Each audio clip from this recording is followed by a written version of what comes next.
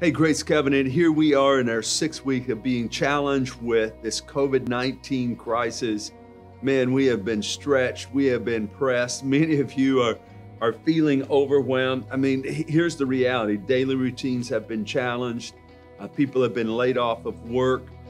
We have individuals who have all of this worry and stress about what's going to happen. There's the reality of thousands of people have been sick. Individuals have died. I mean, all of that's happened in the midst of this pandemic that we're navigating through, these difficult days that we're challenged with. And I wanted to bring you a word of encouragement today that takes us back in time a bit to the story of Abraham. Just devotionally, I was reading scripture and I came across this story and I thought, wow, this is so pertinent to our present reality. When Genesis chapter 16, 15, and chapters 15 and 16, there's the story of Abraham, Sarah, and Sarah's maidservant Hagar. And in this story, we have God's promise to Abraham that he would be the father of many nations. But here's the challenge. He's not had like one son yet. Like, how can you be the father of many nations if you don't have at least one child?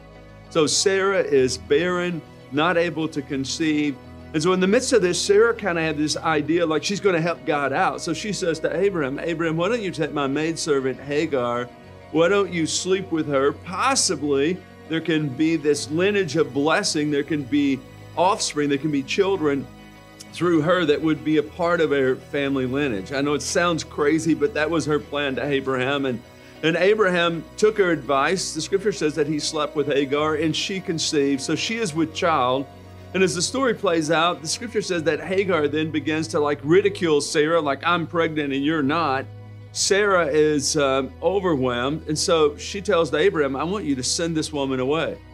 And so as we read in scripture, Abraham sends this pregnant woman, Hagar, out into the desert where she's alone, where she's desperate, where she's destitute, not knowing what's going to happen tomorrow, much like our present reality. And it's in the midst of this that the angel of the Lord encountered her and brought a word of encouragement to her. Basically said, Hagar, I'm going to take care of you. You're going to give birth to a son. Many are going to be the descendants of your offspring. And in the midst of this encounter, it's interesting that we find these words in Genesis chapter 16, verse 13.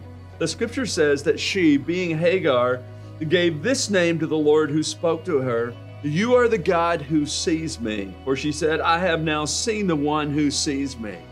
So he's the God who sees you.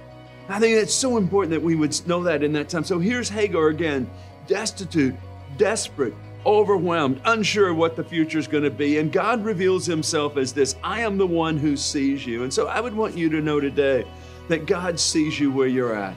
Not only does he see you where you're at, but he knows the situation that you're navigating. He cares for you. He loves you outrageously. Matter of fact, the scripture says that his plans for you are good, even in the present reality of the adversity. And so today, I would encourage you, if you have a few minutes, read the story in Genesis chapter 15 into chapter 16. And there you'll discover the words of Hagar. She experienced the God who saw her in her desperate place. Listen, he's the one who sees you. Listen, this is what I know. Not only is God good, but he's working for your good. I encourage you, anchor yourself to that truth.